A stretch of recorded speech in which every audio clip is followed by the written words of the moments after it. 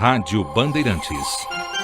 Agostinho Teixeira, Francisco Prado, temos um convidado muito especial nesta sexta-feira. Antônio Augusto Amaral de Carvalho, ou simplesmente Tuta. Antes de começar a entrevista, eu quero que o senhor saiba que o senhor vai ser usado para combater a audiência da sua própria rádio. O senhor concorda?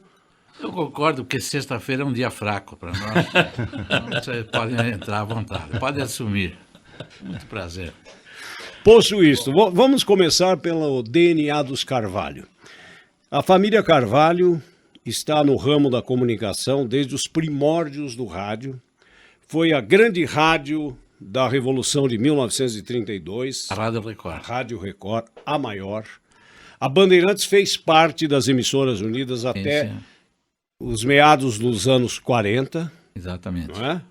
Então nós temos um DNA até comum aí. É isso a Bandeirantes nasceu das Emissoras Unidas.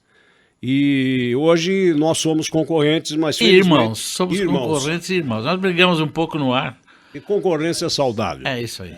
Então eu gostaria que o senhor falasse um pouco sobre o Marechal da Vitória. Um pouco antes de começar a entrevista, eu lhe disse que quando o Brasil foi campeão em 58, eu tinha 16 anos, então a minha memória do Marechal da Vitória é assim a de um grande ídolo que eu pude conhecer depois, convivi pouco com ele, mas sempre admirei pela sua pertinácia num momento difícil do futebol brasileiro, em que ele levou um pouco da sua experiência empresarial para a seleção. Antes do Tuta falar qualquer coisa sobre o Marechal da Vitória, eu lembraria que o título Marechal da Vitória foi a capa do jornal O Esporte e eu que criei o título Marechal da Vitória a pedido do Flávio Azetti. E para esclarecer o público, gostaria de dizer que era meu pai.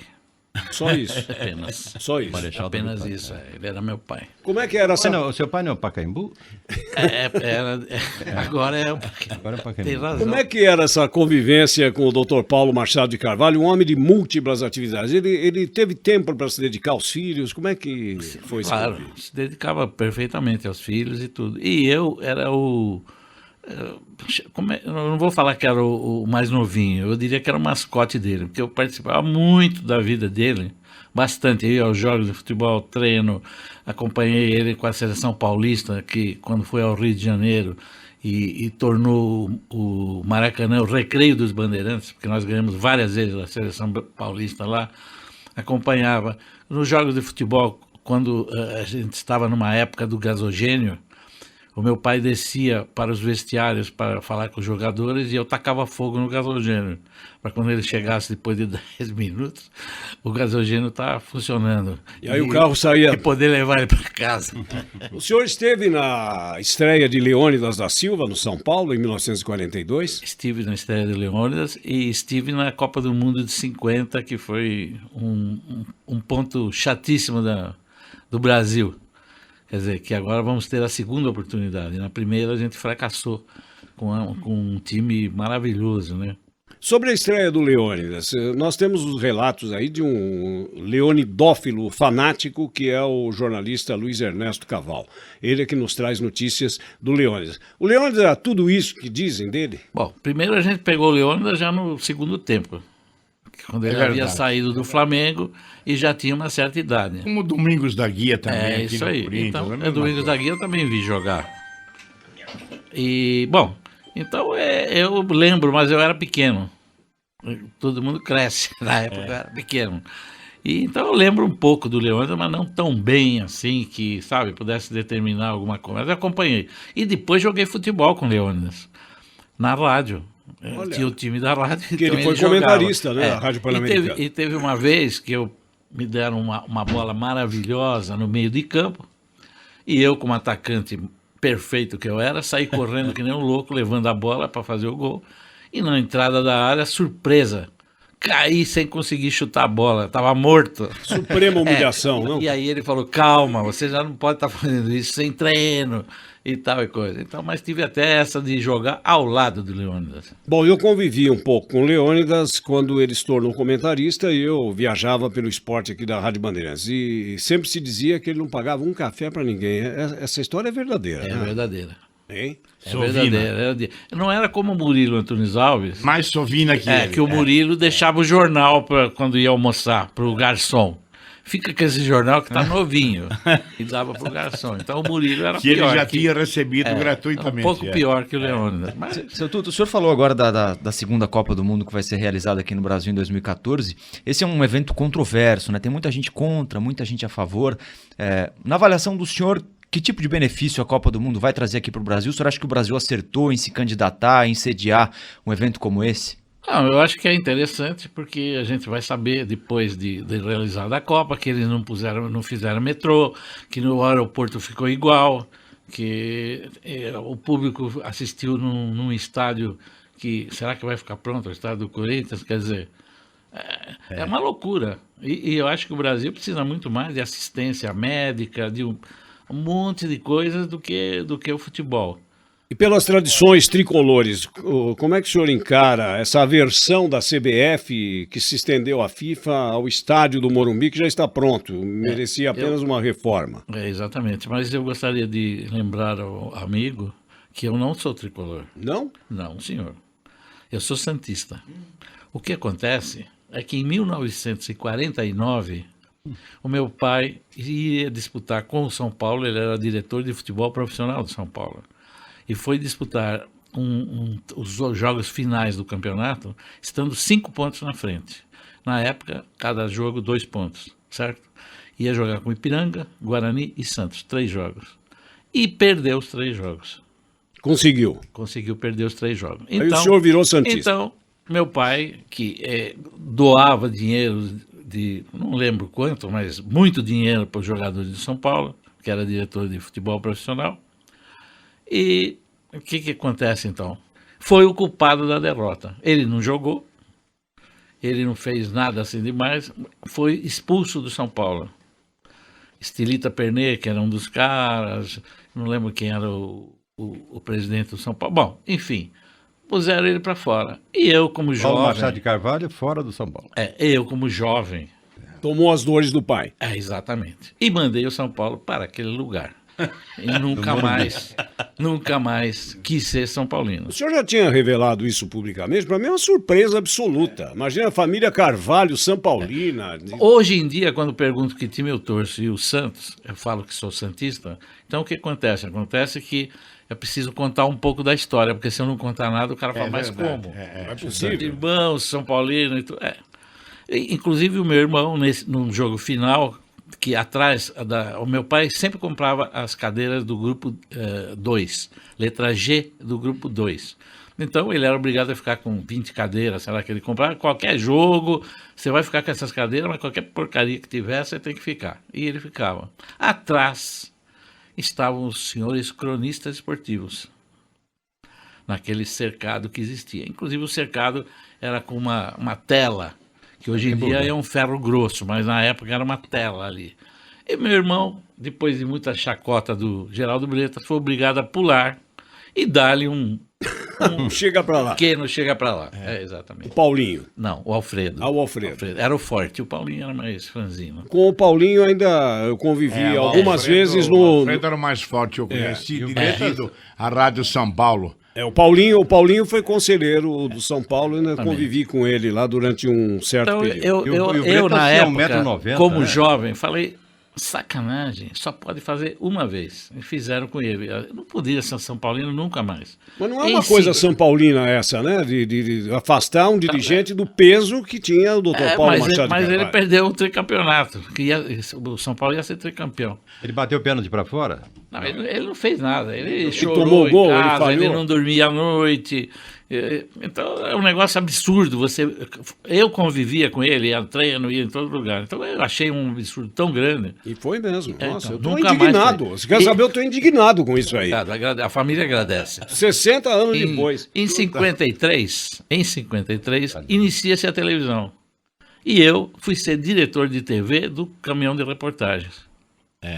Não poderia ser corintiano, não poderia ser palmeirense e não poderia ser São Paulino. Fui obrigado a ser santista. E como eu tenho um rabinho muito grande, veio o Pelé. Pois é. Tá certo? Aí deu e aí eu certo. fiquei anos. E continua dando satisfeito. sorte, né? Continua dando sorte pro Santos. Bom, Agora deu. começamos a falar então do advento da televisão. Qual o risco que a televisão impôs ao rádio, a dizimação que ela fez nos seus quadros, especificamente no futebol. Por que que hoje é economicamente inviável transmitir futebol pelo rádio de todos os campos e a gente é obrigado a se circunscrever ao que nos mostra a televisão? Porque foi o sistema mais barato para você manter os seus artistas principais, os seus locutores, seus narradores, seus repórteres. Então, infelizmente, eu que comecei com isso.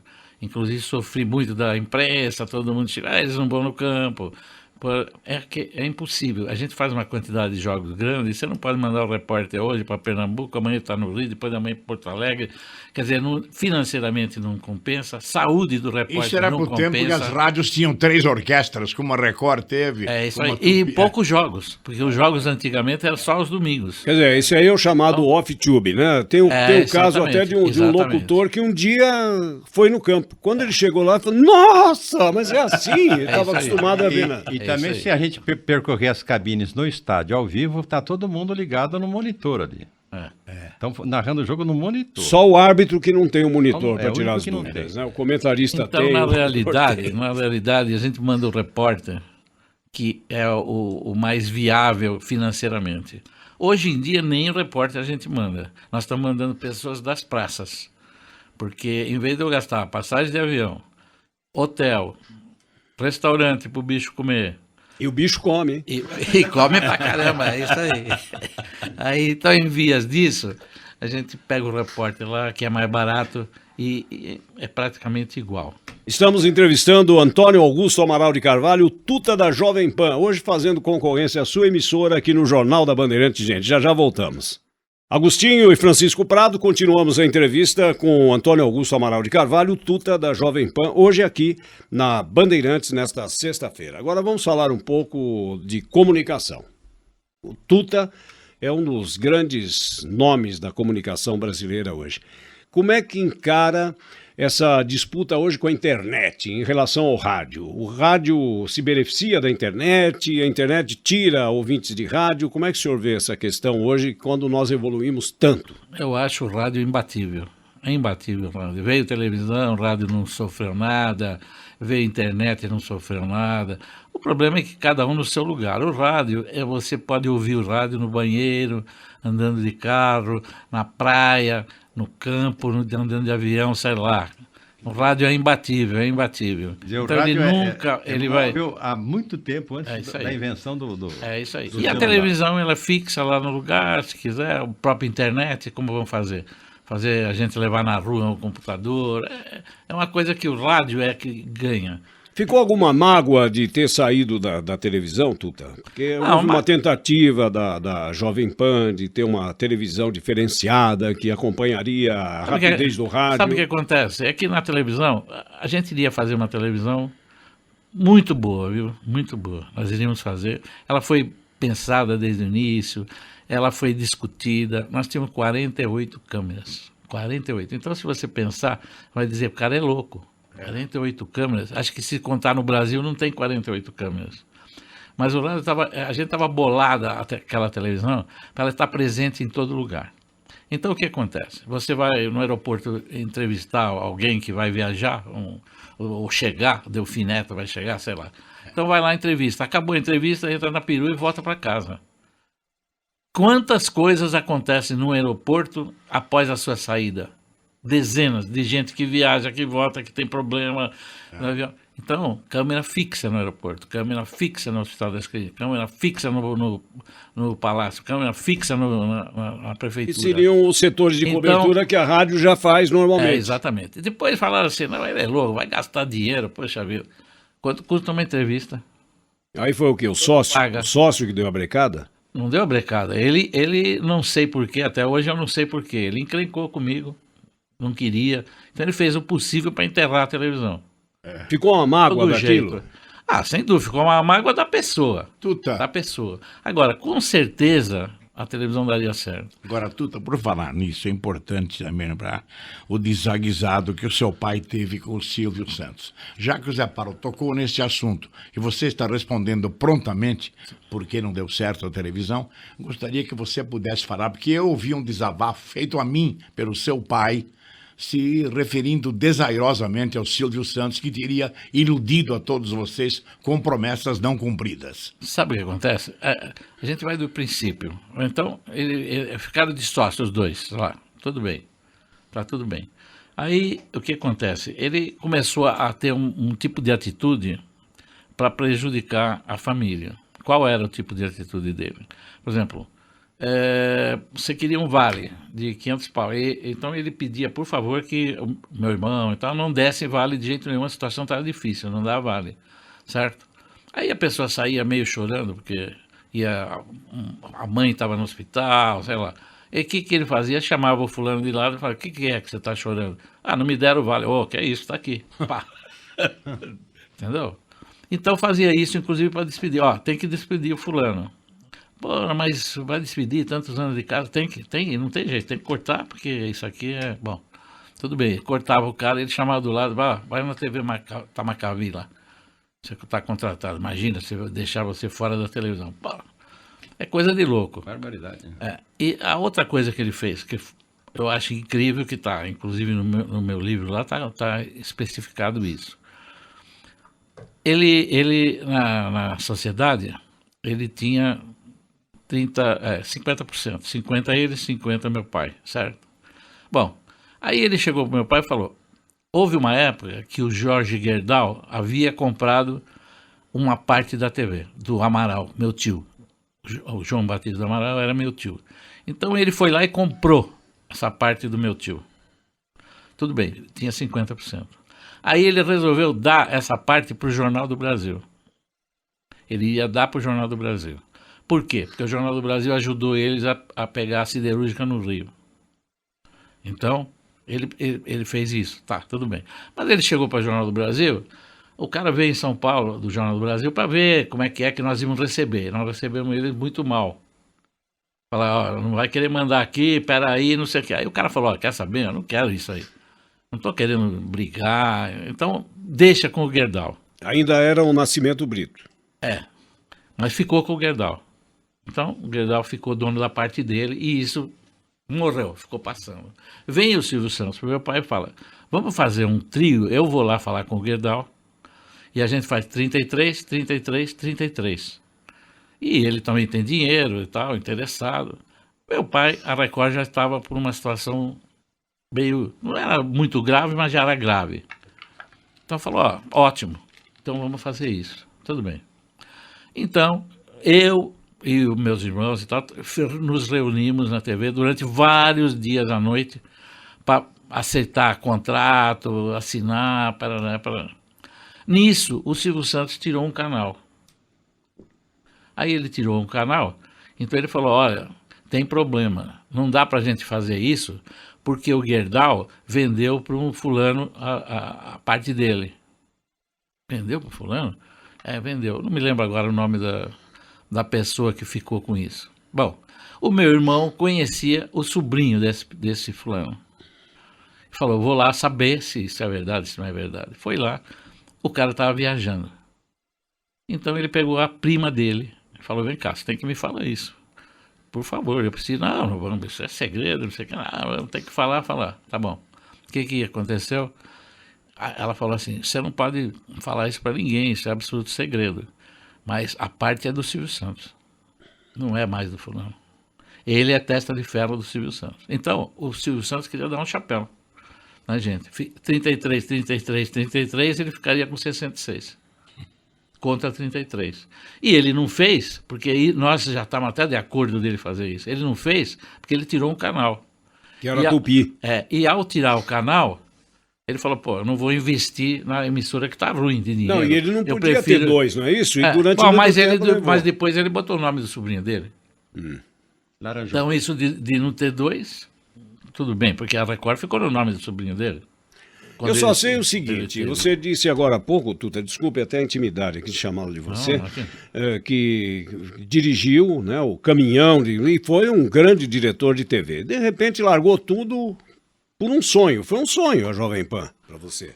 Não, Não foi? não foi o sonho, porque o problema é o seguinte, vamos recapitular. O que é a família? A Jovem Pan... A família não deixou saída pra você, Não, hein? não. Chegou um fulano na televisão, era do Diário Popular. Falou, eu quero comprar o Jovem Pan. Você quer comprar a Jovem Pan? Quero. Então, gostaria que você fizesse um plano aí para mim comprar a Jovem Pan. Tá bom.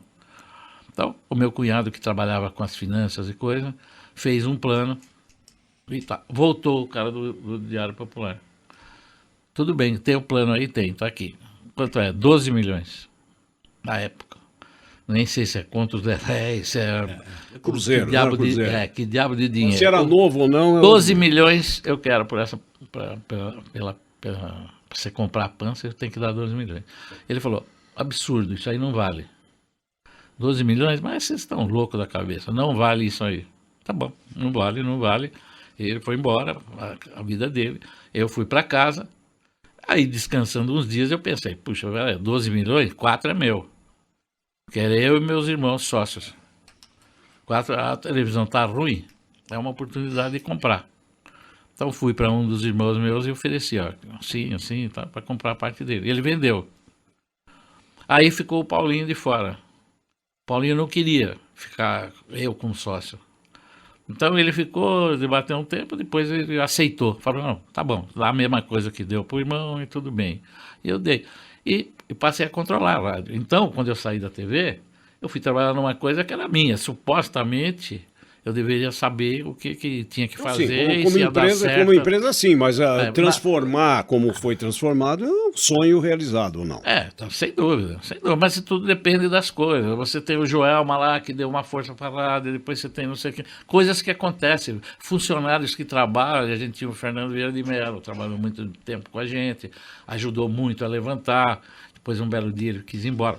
Tudo bem, foi embora. Então, essas coisas que vão acontecendo é que ajudam. Não é simplesmente você pensar e não. E aí o que aconteceu? Como a Record estava em um crescimento muito grande, a televisão, e eu cuidava da rádio e coisa, então comecei a oferecer para o Roberto Carlos, para todo mundo fazer programa. Ó, você não A Hebe. você não quer fazer um programa lá na rádio? Eu falei, pô, mas que vantagem, Maria Lécia, você vai me pagar? Não, é no Vasco, nada. Aí ele falou, pô, qual é a vantagem minha? A vantagem é que na televisão você não pode falar com os teus ouvintes, com os teus fãs. Você não pode falar para ele que dia você vai ter show, aonde você vai, que hora você chega, agradecer cartas. Então, é um tremendo negócio para você. E ele pensou, falou, realmente. Atrás disso veio a Elis Regina, Jair Rodrigues, e eu formei praticamente um time enorme só de caras famosos. E sem gastar um tostão. Infelizmente, foi sem gastar um tostão.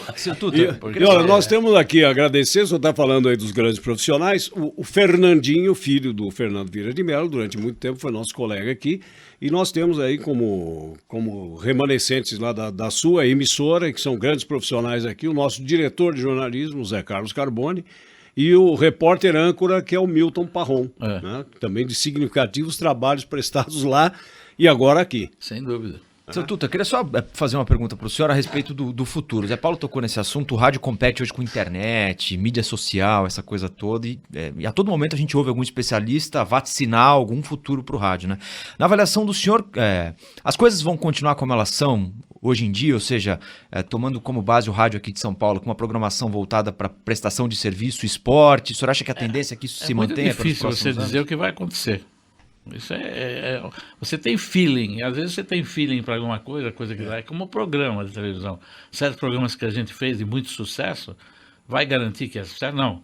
Pelo feeling, você monta um programa, você fala, ele tem tudo para dar certo. Mas se vai dar ou não, a gente não dá para vaticinar isso aí. Então, na realidade, a gente fez. Quantos programas nós fizemos? Pô, nós tínhamos 7 programas. Todo dia um programa. Quer ver um que o senhor perdeu de lá? Está aqui, ó. Aí. Não, nós não perdemos, não. Nós não tínhamos grana para pagar dele. Ele saiu para Globo para um outro tipo. Não, veio para cá. Mas no pra tempo... Para Band? Não, isso depois. Primeiro foi para Globo. Não, primeiro para cá, depois para Globo. Então foi para Globo, foi ao contrário. Eu, aliás, fazia o jornal Jovem Pan na televisão, juntamente com o Narciso Vernizzi, Osmar Santos, É que a gente Ney tentou Gonçalves fazer, Dias, mas Antônio Delviol, o problema é o e todo seguinte, mundo de paletó aquele- amarelo. Acho que esse- o paletó amarelo é que estragou. Não, o que estragou é que eles eram de rádio, eles não eram de televisão. Porque na realidade, o que acontece? Esse programa foi bolado de uma maneira bem de televisão. Porque a gente não tinha quase nada. Então nós tínhamos um croma e o cara tinha que interagir no croma. O cara saía de trás e vinha no croma, interagia, depois ele aparecia atrás. Era muito bem bolado, mas o cara não conseguiu entender o que a gente queria. Então, aquilo se transformou num circo, numa coisa péssima, porque eles não entendem. A mesma coisa quando nós éramos na televisão, a gente tinha um programa de AD, que a gente colocava um cantor 3 vezes, 4 vezes, cantando com ele mesmo. Muito difícil de explicar para o cantor, então, fala, ó, você vai gravar agora a música sua, depois você troca de roupa e você vai fazer a segunda voz. Segunda voz, mas eu já gravei. Não, mas você vai fazer a segunda voz, vai aparecer 2 Jair Rodrigues. Aí ele perguntava, quem é esse cara que tá cantando não comigo? entende. Você tinha que fazer um troço mal feito para ele ver como é que era. Depois foi sério, Moacir Franco, nós fizemos 4 Moacir Franco, 2 Hebe. Uma pessoa não entende. Então esse jornal é bolado por alguém, por nós que sabiam de televisão, para pessoas que não entendiam de televisão. O cara não conseguia entender que ele estava no croma, do croma ele saía, entrava na frente, interpretava, junto com outro. Não conseguia entender. Era muito avançado Então, isso aí, muito moderno, hein? eu sei, mas é fracasso. Fracassou. O que vai fazer? O problema é o seguinte, tem que fazer o que dá para fazer. Quem sabe hoje daria certo, né? Esta noite Não, acho que eles não iam entender igual. Vai continuar. Eles não iam entender. Eu acho que não iam entender, não. E o Esta Noite se improvisa. Daria O quê? certo? A Noite se Improvisa? A Noite se Improvisa nós conseguimos fazer com que os compositores virassem cantores. Qual é Coisa a incrível, porque eles sua... eram só compositores. Tuta, qual é a sua visão de rádio? Claro que jornalisticamente, mas você acha que só o jornalismo sustenta a emissora de rádio? Como é possível agora os 2 diretores que a gente está fazendo? Nós estamos fazendo um programa, 2 diretores, eu e o Travesso, botando coisas do passado, fazendo. A repercussão tem sido enorme, tão grande que a gente nem sabe de tão grande. Mas, e daí? E aí a gente colocou aonde? No jornal. Então interrompe o jornal com um pedaço de humor e de coisas retrospectivas. E o que acontece? Está dando certo, certíssimo. E será que se eu não fosse diretor da rádio, eu conseguiria pôr num jornal do prestígio que tem o nosso, colocar uma parte meia de humor, meia de evidentemente música? não, Então, tem muita coisa dessa. O outro programa que tem na rádio, por exemplo, programa de discussão. Então, o que eu quis com esse programa de discussão? Reviver as velhíssimas mesas redondas de Pedro Luiz, Mário Moraes e tal, que quebravam um pau violento na mesa redonda. Com o Bretas. Eu falei, isso aí tem que dar certo, vamos experimentar. Então, experimentamos o primeiro dia, meio assim. Não, tem que quebrar o pau. Então, quebra um pau violento. Você não entende porcaria nenhuma que está acontecendo. 2, 3 falando ao É mesmo isso aí. tempo. Todo mundo chega para mim e fala, vem cá, o programa está ótimo. Mas tem que cada um falar. Não, realmente, poxa, eu não tinha percebido. Vamos deixar cada um falar para você poder entender. Bobagem, porque o programa de esporte que cada um fala não dá audiência. E a encruzilhada AM-FM, como é que o senhor encara hoje? Eu encaro que o FM tem que ser o futuro AM. O AM perdeu a vez? Perdeu a vez. O senhor entende assim? Entendo, cada vez pega Com pior. dor no coração, não? Não, com inteligência falar, vamos deslocar daqui, porque aí não está dando. Problema de sintonias, começou a falar Não aqui. pega mal. Quer dizer, nós, a Bandeirante, a Record, todo mundo, cada vez mais prédio na cidade vai pegar mal. Então o importante é que o FM vai substituir toda a programação do AM. E o AM que vai fazer? Não sei, vai fazer rural, vai fazer casamento, vai fazer sei lá o quê. Nossa. Tem, vai tem que acabar se assim? descobrir. Já transmitiu o Tem que casamento, descobrir. Zé Paulo? Já transmitiu o casamento alguma vez ou não? Pode começar a treinar, hein? Mas é verdade, você tem que... Missa já transmiti. Tem que ser absolutamente claro, pé no chão, amigo. Se não serve, não serve, não tem como. É como eu sou, agora há pouco eu não estava falando com o Johnny, eu sou contra o rádio digital. Ele falou, como? Você é contra o rádio digital? Sou contra. Por quê? Porque o rádio digital que existe hoje não pega, é péssimo. Pro AM, no FM ele funciona, no AM não funciona. Então o que acontece? Vai reduzir aonde você pega. Se você hoje pega em Campinas, vai pegar só até Jundiaí. Cada vez vai reduzir mais. Ele não tem qualidade, é um rádio ruim. Entendeu? Cheio de problemas. Não inventaram. Pode ser que daqui uma semana, quando a gente sair daqui, inventaram um rádio melhor digital. Mas o de hoje não. Tem 15 mil emissoras nos Estados Unidos. Só 100 fazem rádio digital. De 15 mil AMs, 100 fazem rádio digital. É a história do transmissor estéreo pro AM, que não deu certo nem lá, né? É porque não dá. O FM foi feito para ter um som melhor, passar todos os sons que você fizer, tudo. Então é maravilhoso o rádio FM. O AM não vai ser nunca, porque ele já foi feito de uma maneira que não era para isso. Agora, o alcance... Passa a voz bem e então logo. Mas o alcance não é o mesmo, né? O alcance não é que não é o mesmo. O alcance é igual ao do FM, porque o rádio digital... O alcance do FM não é o mesmo do AM. Não é, mas ele está colocado em cima do prédio, dentro das cidades, então ele facilita muito para a gente. A gente comprou uma rádio em Rio Preto, tem 100 mil metros de terreno, e daí? Fica caro. Eu comprei uma rádio da Globo em Brasília, tem 200 mil metros de terreno. Eu comprei a rádio, eu comprei o terreno. Comprou um terreno. Terreno, porque o terreno vale hoje mais que a rádio. É uma rádio... Então você já sabe hoje... É um terreno com uma rádio, né? É. Então a rádio você já sabe que vai ter que sair dali. Bom, eu ia perguntar para o senhor, mas por ética não vou. Quais são os seus planos para o futuro? Só nos resta agradecer a sua presença aqui e a concorrência que o senhor está fazendo à sua própria emissora. Muito Igor, obrigado. Infelizmente não conseguimos encontrar o mágico da lâmpada. Para saber o que vai fazer. Por enquanto nós vamos no arroz com feijão até... O Marechal da Vitória que resolveu tudo. É verdade. Obrigado, viu, Tuta? Muito prazer de estar aqui na Band. São todos amigos nossos. No ar a gente briga um pouco, mas é absolutamente natural. Nós não podemos deixar a bola pingando sem fazer alguma coisa. Às vezes cabeceamos fora, às vezes cabeceamos dentro. Mas a vontade é de continuar batendo bola. Muito obrigado. Agostinho Teixeira e Francisco Prado. Encerramos assim a entrevista com Antônio Augusto Amaral de Carvalho, simplesmente o Tuta da comunicação, homem de rádio. Obrigado.